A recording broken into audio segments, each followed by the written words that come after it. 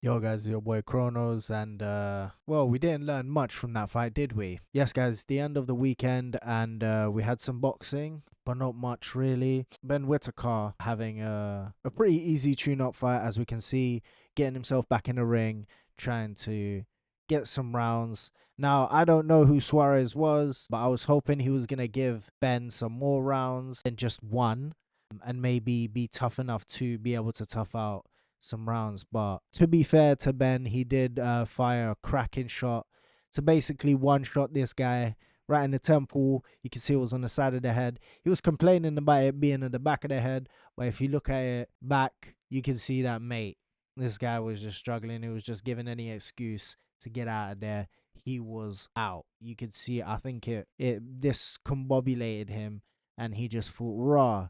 That felt like a punch to the back of the head, and really it was a punch to the side of the head, and yeah, it just messed him all up. And you can see he went crashing down onto the canvas really devastatingly, and his legs weren't there. So yeah, it is what it is. I mean, you can only fight what gets put in front of you.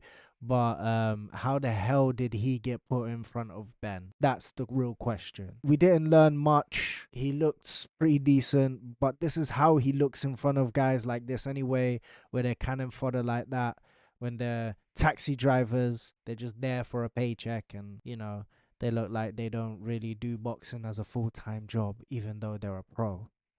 So we didn't get anything out of it. I'm just really interested in what they're trying to do with Ben Whittaker at this point, because he's had that fight. He had a decent fight with Liam Cameron until he wanted to go over the rope like a WWE wrestler. He had the rematch, had a TKO, won convincingly basically, and now it's like he's stuck again. The funny thing is, he's in a really stacked division. This division is a great division, even in the domestic scene. He could fight a Spider Richards. He could fight Anthony Yard.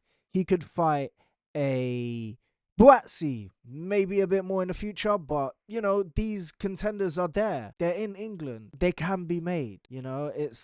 I just don't know why he's still going and fighting people like this guy for one round, not even getting the cobwebs off him, not even warming up, not even getting out of that rust that he's had.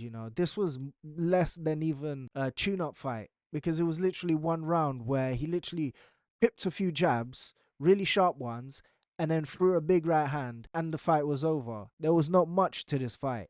He didn't learn anything. He didn't go through anything. He didn't even warm up properly. And so it's like, what was the point of that fight in the first place? It would be good to see him up against a proper fighter. Maybe not a world champion yet, but at least a decent contender.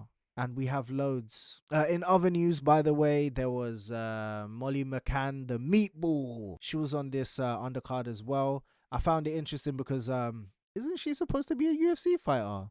So that's why she caught my eye. I thought she was a UFC fighter. Apparently she's doing boxing now, and she had a decent fight. I mean, she won it. It wasn't much difficulty. She can scrap. She's pretty decent as a striker.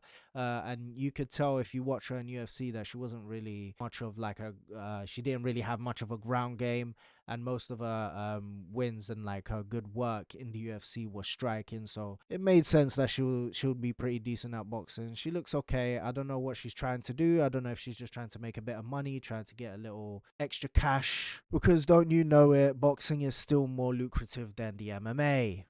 So yeah, there was that, and there was also Alicia Baumgardner, who is one of the only fighters that I actually do pay attention to in the women's scene. No offense, I just don't find a lot of them interesting. It'll be her, Caroline Dubois, Clarissa Shields, for all of the bloody reasons. she's just a very interesting person, to say the least. And yeah, I think that's the only three that I really actually do what if they do fight. And so yeah, I didn't watch the full fight because I forgot it was on, but I did watch the highlights of the Baumgardner fight, and it looked like a decent scrap. It looked like that I don't know if she was Japanese, that lady that she fought, but she looked tough. She looked like she was gonna go and early in the fight, because Baumgardner, she's got some power in her punches, so you could see it kind of shook that girl up, the Asian girl.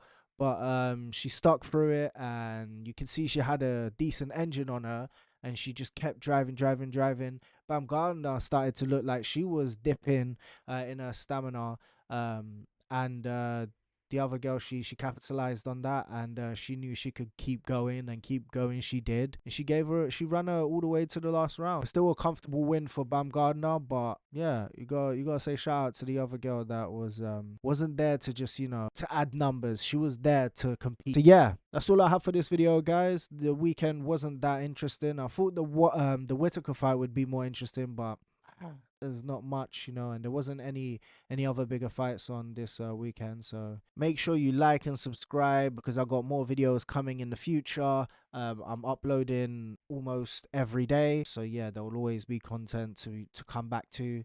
I'll see you in the next video, guys. Peace.